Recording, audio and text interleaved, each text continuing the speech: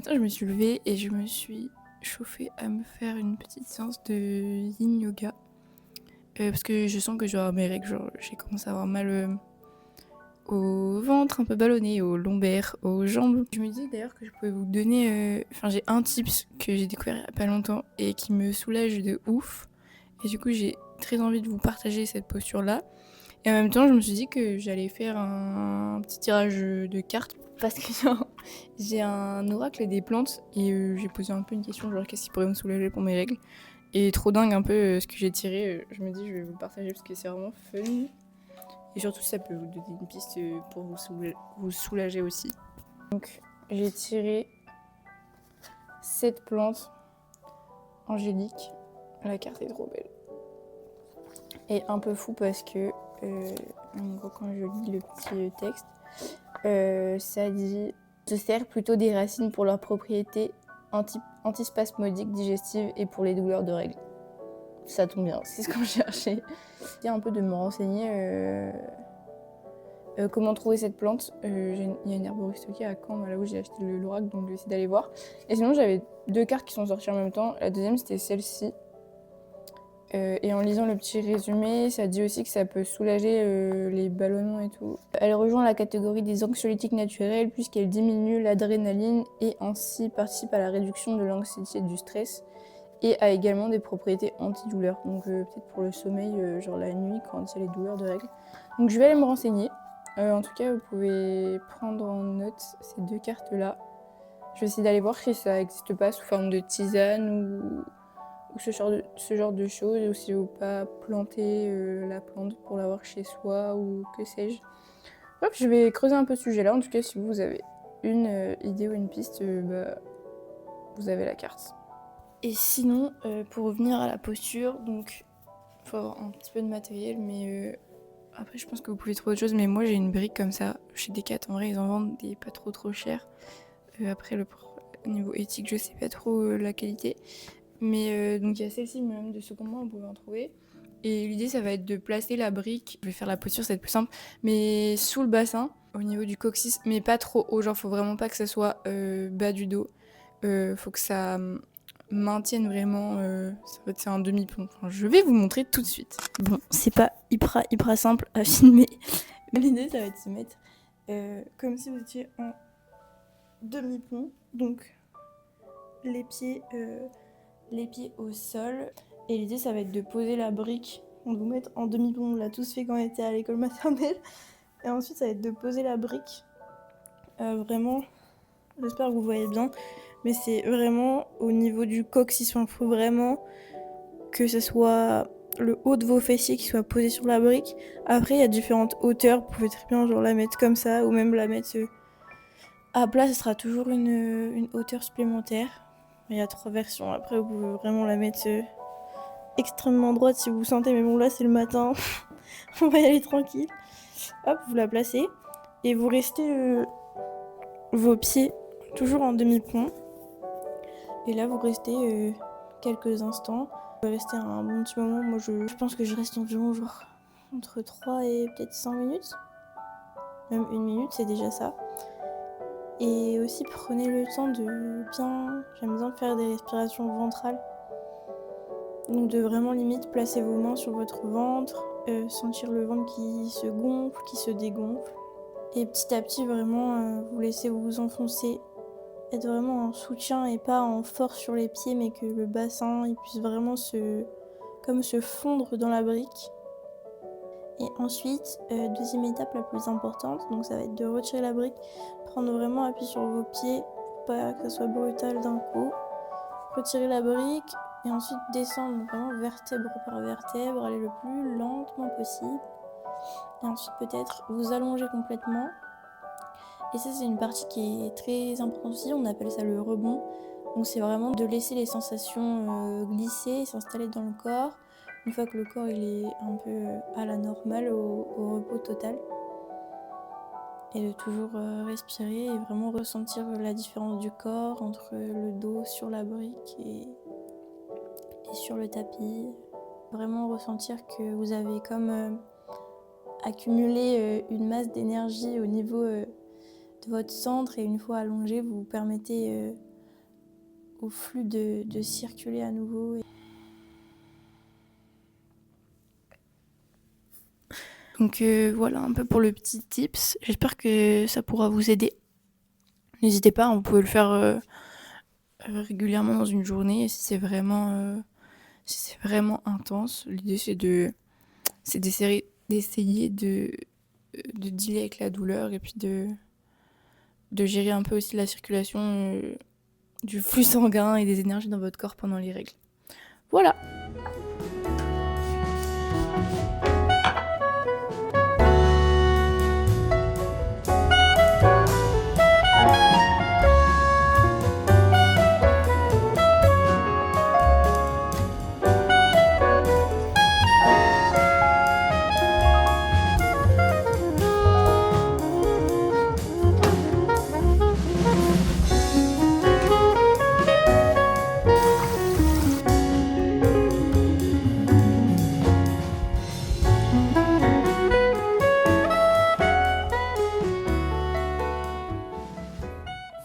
Ok, donc genre là, il est 9h. Comme vous avez vu ce matin, j'ai pris pas mal de temps pour moi. En vrai, j'essaie de pratiquer un peu tous les matins ou d'écrire le plus souvent possible.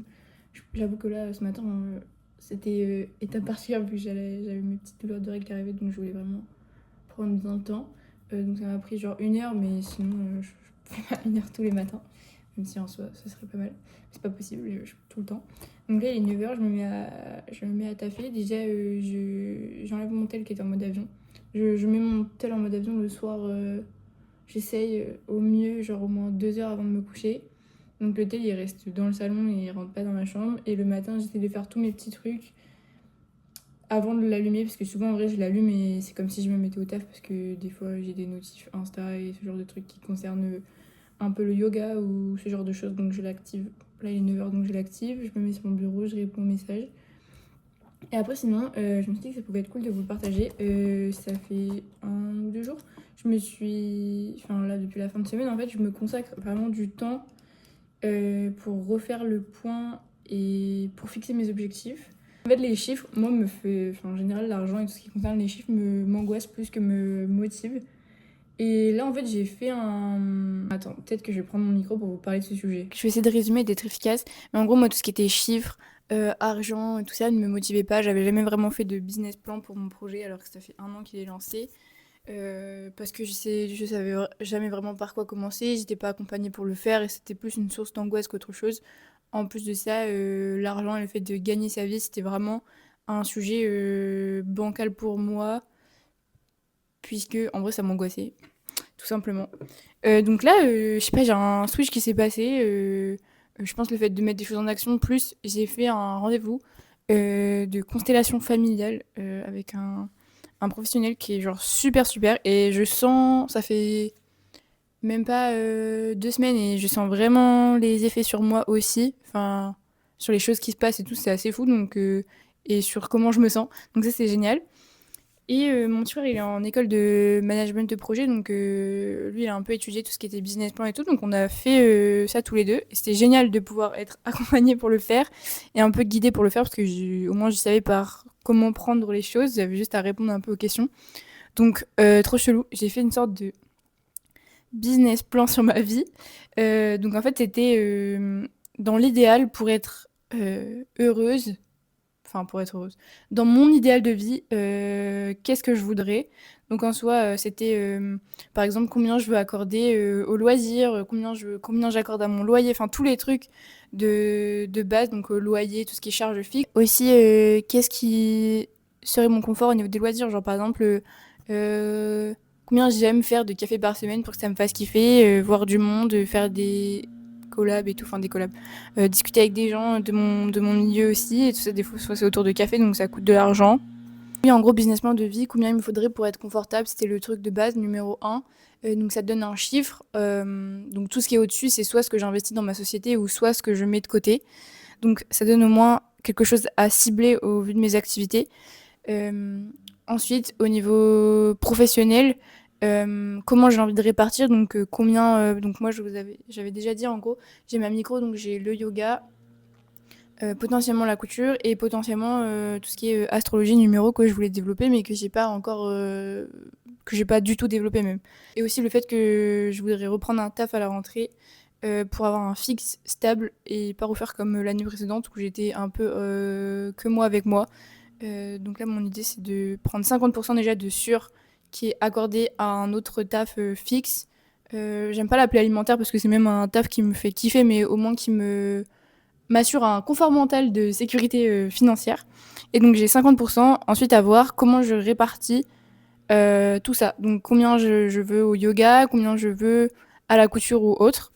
Donc là, c'est ce que j'ai fait fin de semaine dernière. Donc j'ai déjà les 50% potentiellement qui vont être bloqués pour le taf fixe. Donc j'étais déjà surveillante avant, donc je voudrais refaire surveillante. Et ensuite dans un collège. Et ensuite, donc là, j'ai potentiellement quelque chose qui va se bloquer au niveau du yoga. Enfin, tant que j'y suis pas et que j'ai pas signé, je bloque pas, mais enfin, c'est pas fixe dans ma tête, mais bon, c'est en très bonne voie.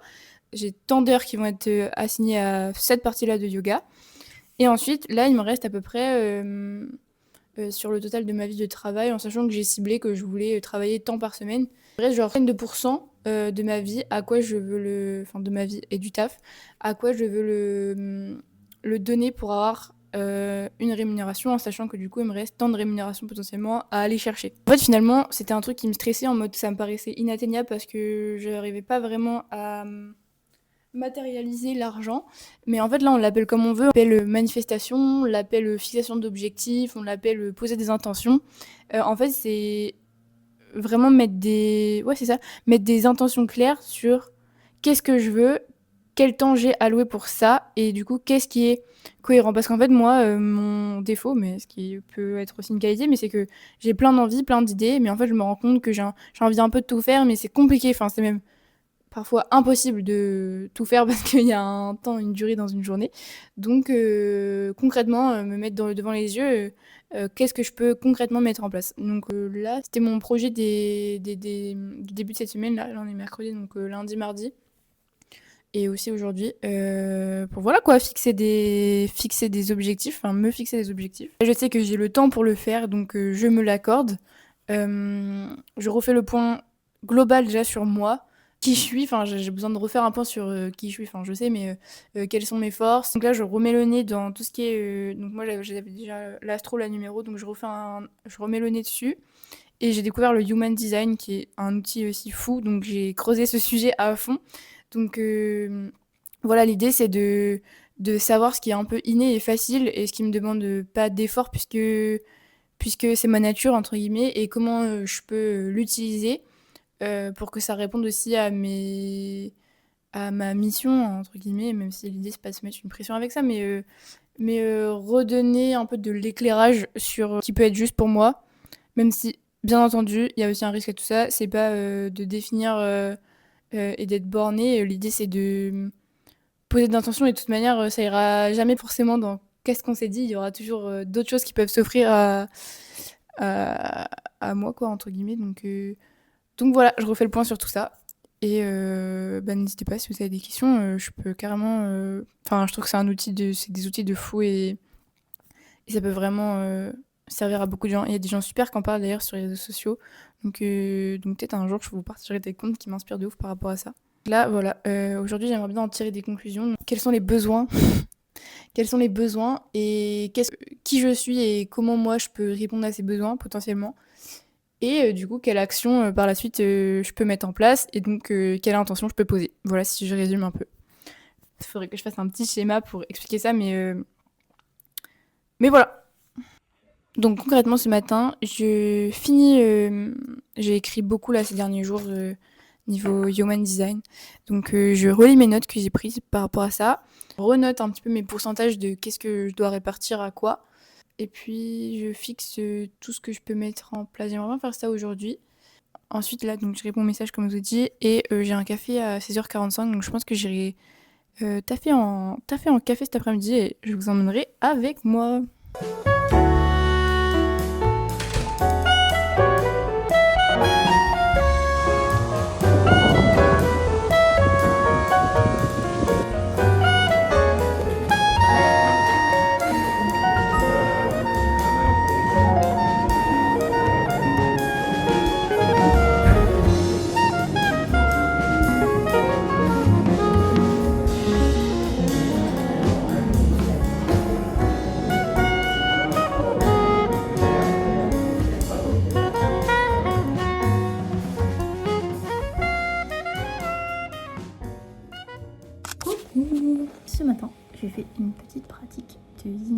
ma grand-mère.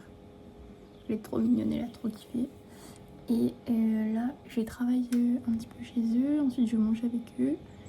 Ensuite, programme en ville, je rejoins quelqu'un avec qui je vais fortement collaborer normalement pour le yoga, donc trop contente, quelqu'un que j'adore en plus. Ensuite, je rejoins mon frère dans un café, il va m'aider un peu à bosser. Surtout ce dont j'ai parlé un peu niveau business plan, etc. Et ensuite, je bois un café avec mes autres grands-parents. C'est la journée des grands-parents. Et ensuite, on verra le temps qui me reste. Mais soit je rebosse, et ensuite ce soir j'ai un match de hand à aller voir. La finale de la Pro D2. Voilà, donc la journée est bien dense et ça m'annonce bien sympathique.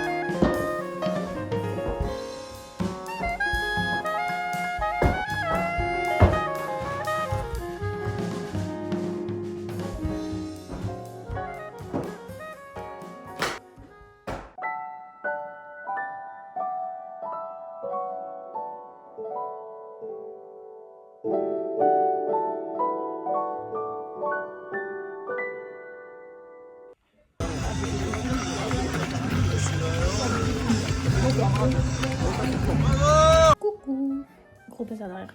Ce matin j'étais en entretien pour un taf d'AED. Donc j'attends un peu les réponses. Et là, cet après-midi, en vrai un peu fou. Genre du coup hier j'ai fait une séance de yin yoga chez The People. Tourné quelques plans, je sais pas si j'en aurai, mais pire je vous les mettrai. C'était trop bien d'ailleurs, genre la séance était géniale, genre que des meufs. Super chouette à la séance. Franchement la vibe du moment était trop bien, enfin ça... En tant que prof, en vrai je kiffe toujours mes séances, où des fois c'est plus neutre que d'autres. Et il y a des fois où c'est au-dessus du neutre, et là c'est vraiment satisfaisant. Et hier c'était le cas, donc c'est le genre de séance qui donne des petites émotions, donc c'est très cool. Et tout ça pour dire que pendant ma séance, j'aime beaucoup parler, genre donner plein de petits outils, plein de petits sujets que je creuse. Et hier j'ai parlé des cycles et de plein de choses à l'intérieur, dont j'ai parlé des années, genre donner des petites infos sur leur année en cours à chacune. Donc je crois qu'elles ont kiffé, et il y a une des filles qui m'a demandé de lui faire son thème de numérologie. Donc là, je vais m'y mettre direct. Et je suis trop contente parce que, donc en fait, j'ai été formée en numérologie, je crois de octobre à février, un truc comme ça. J'ai surkiffé, et en vrai, j'en ai fait beaucoup au début. Et là, ces derniers temps, j'avais pas le temps de tout faire entre la couture et le yoga, donc je fais des choix aussi parfois. Et là, genre, sans même vraiment... Enfin, je suis quand même en train d'y réfléchir en mode, est-ce que ça mériterait que que j'en parle beaucoup plus, parce qu'en fait, j'en parle pas du tout. Et genre là, ça fait genre deux fois en une semaine qu'on me sollicite pour faire un thème, alors que c'était genre mon entourage, ou l'entourage de l'entourage, et franchement, c'est trop satisfaisant, ça fait du bien de se dire, ok, genre, il y a des choses qui viennent à soi sans forcément qu'on les déclenche directement. Et donc, je suis trop contente, là, je vais me faire un petit thème de numérologie. Et qui fait plaisir. Et la numérologie, je trouve que c'est une des pratiques qui est le plus... En fait, elle est très organisée, genre, c'est vraiment genre item 1, item 2, chapitre 1, chapitre 2, et ensuite tout en découle, et c'est assez simple, du coup, à expliquer. Donc, n'hésitez pas, si un jour vous avez envie, peut-être que je prendrai le temps de plus vous en dire sur la numéro. Voilà. Et sinon aujourd'hui, là, je suis cramée, je suis éteinte. La semaine dernière, je pense que vous avez vu dans la dernière vidéo, genre, j'ai fait plein de trucs, j'ai vu plein de gens, j'ai eu plein d'opportunités, plein de rencontres, et j'adore, c'est trop stimulant. En plus, souvent, genre, je pense que c'est vraiment l'énergie de l'été, et dès qu'il fait beau, genre, ça donne ces élans-là. Et là, il fait, genre, quand il fait pas très beau, genre, il y a des tempêtes de vent, de pluie, ça fait vraiment très automnal. Et je trouve que ça donne juste envie d'hiberner. C'est peut-être pas un hasard non plus. Et donc là, je suis genre rincée. En plus, il y a de moins en moins de... genre, je fais du hand et là, on a moins d'entraînement, donc moins de sport. Et genre, mine de rien, le sport met en mouvement naturellement. Donc là, ouais, un peu plus, un peu plus assez que la dame. Mais j'essaye un peu quand même de me mettre en mouvement, genre de faire des trucs et de tant pis, genre ok, je suis fatiguée, bah vas-y, pas grave. Je reste chez moi et je fais des trucs un peu plus chill. Et je suis un peu plus poussive, mais bon, c'est ok en vrai. Et tout ça pour dire que aussi j'aimerais bien, la semaine dernière j'ai fait beaucoup le point sur moi, genre mes envies, etc. Et là il faudrait que je mette quelques trucs en place, genre j'aimerais bien refaire un point sur les réseaux sociaux notamment, genre ce que j'ai envie de partager ou pas. J'ai plein de vidéos potentielles en cours que je pourrais poster mais que j'ai toujours pas posté, donc refaire un peu le point là-dessus. Peut-être des fois plus me fixer sur la charte graphique ou les couleurs, même si je l'ai déjà fait, genre la remettre facile d'accès pour me faire gagner du temps sur certains trucs. J'ai un peu envie de refaire le point sur ça. Peut-être en profiter pour faire un petit atelier créatif, genre du scrapbooking autour de ça, parce que j'ai encore un peu besoin de mettre de l'ordre dans mes idées créatives qui concernent tel ou tel sujet. Voilà, je devais vous parler pas longtemps au final, je sais pas, je suis au moins 3 minutes, 5 minutes, mais bon, je couperai au pire, c'est pas grave. Ciao.